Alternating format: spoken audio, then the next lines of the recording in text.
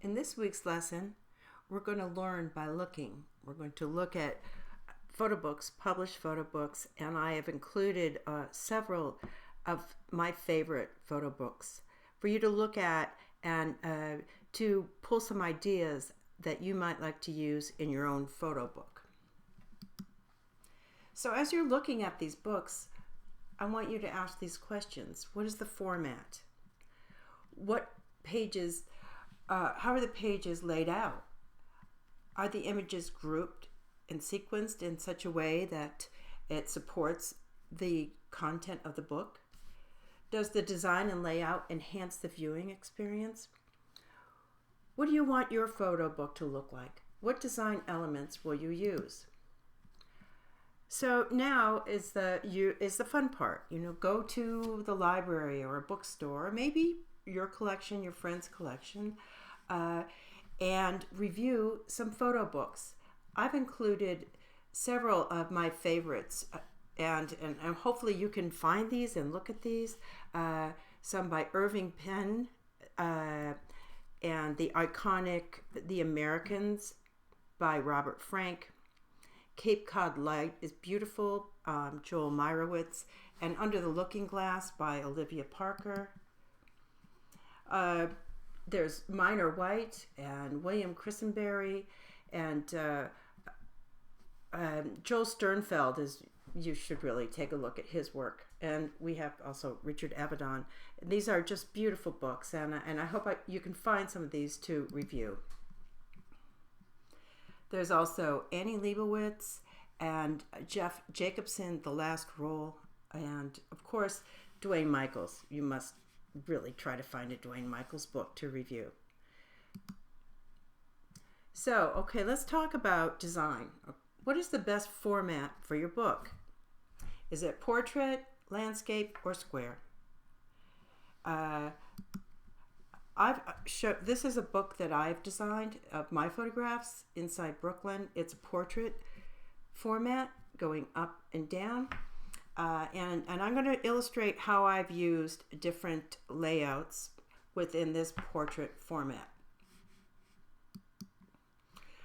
All right, this is a 2-page layout, and I wanted the images to speak to each other, and that's why I have an image on the left and the right.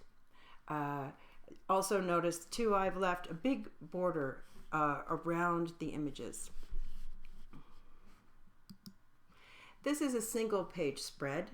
Again, I use in this particular book wide margins.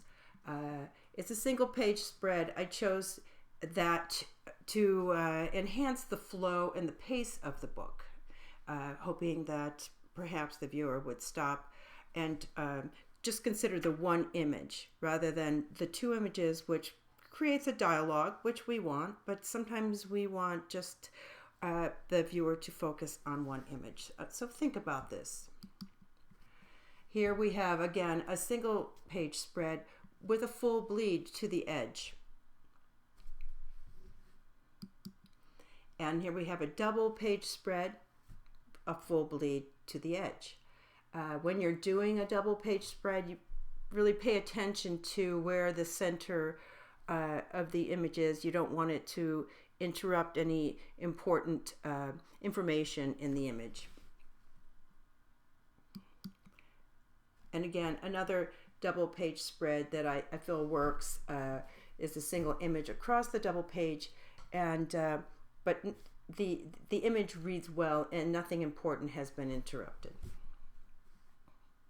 So these are the things I want you to think about as you're looking through these books and thinking about how you might incorporate that into your work. Again, here's a double page spread, and if you notice, there's space at the top and bottom.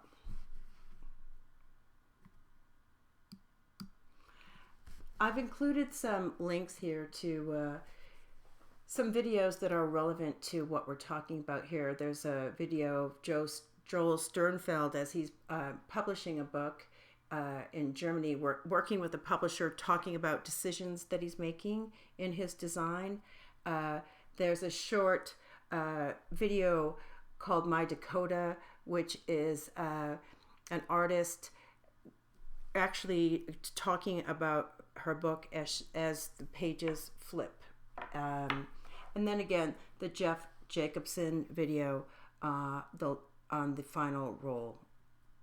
I hope that you enjoy the resources that I've given you, and I look forward to seeing your posts after your review, to post on the class blog.